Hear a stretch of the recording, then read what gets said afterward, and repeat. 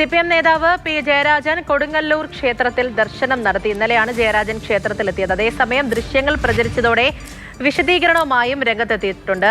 സനാതനികളുടെ ഹിന്ദുത്വ വഴികൾ എന്ന പുസ്തക രചനയ്ക്ക് വേണ്ടിയാണ് കൊടുങ്ങല്ലൂരിലെത്തിയത്. താൻ ഭക്തനായി മാറിയെന്ന് പ്രചരിപ്പിക്കുന്നവരോട് സഹതാപം മാത്രമേ ഉള്ളൂ എന്നും പി ജയരാജൻ ഫേസ്ബുക്ക് പോസ്റ്റിൽ കുറിച്ചു. പ്രദീപ് ജോസഫ് വിവരങ്ങളുമായി ചേരുന്നുണ്ട്. പ്രദീപ്, ഈ ഒരു ദർശനം അത് വലിയ ചർച്ചയായിട്ടുണ്ട്. അതിലിപ്പോൾ ഒരു വിശദീകരണം എങ്ങനെയാണ് വരുന്നത്? CPM സംസ്ഥാന കമ്മിറ്റി അംഗവും ഖാദി ബോർഡ് ചെയർമാനുമായ പി ജയരാജൻ ഇന്നലെ വൈകിട്ട് ഏതാണ്ട് ഒരു 5 മണിയോടുകൂടിയാണ് കൊടുങ്ങല്ലൂർ കാവിലെത്തിയത്.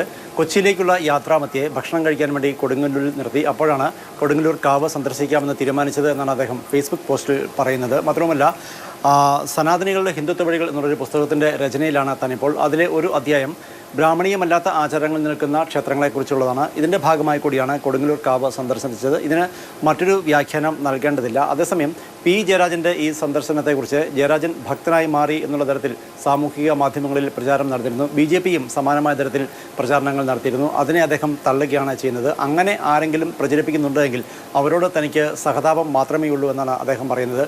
ഈ കൊടുങ്ങല്ലൂർ ക്ഷേത്രത്തിൽ മാത്രമല്ല, അജ്മീർ ദർഗയിൽ, അതുപോലെ സുവർണ ക്ഷേത്രത്തിൽ, വിവിധ ക്രൈസ്തവ ദേവാലയങ്ങളിലൊക്കെ താൻ സന്ദർശനം നടത്തിയിട്ടുണ്ട്.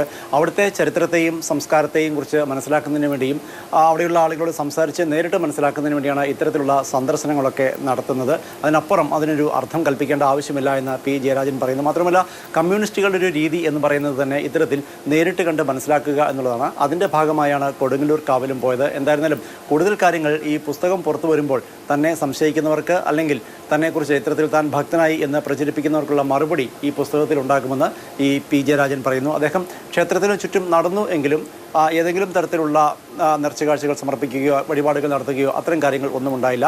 കൂടുതൽ ആളുകൾ അദ്ദേഹത്തിൻ്റെ വീഡിയോ എടുക്കുകയും മറ്റും ചെയ്തതോടുകൂടി അദ്ദേഹം സന്ദർശനം പൂർത്തിയാക്കി മടങ്ങുകയായിരുന്നു എന്നാണ് അറിയാൻ കഴിയുന്നത്. എന്തായിരുന്നാലും സാമൂഹിക മാധ്യമങ്ങളിലടക്കം പി ജയരാജൻ്റെ കൊടുങ്ങല്ലൂർ കാവിലെ ഈ സന്ദർശനം വലിയ ഒരു വിഷയമായി നിൽക്കുന്നു.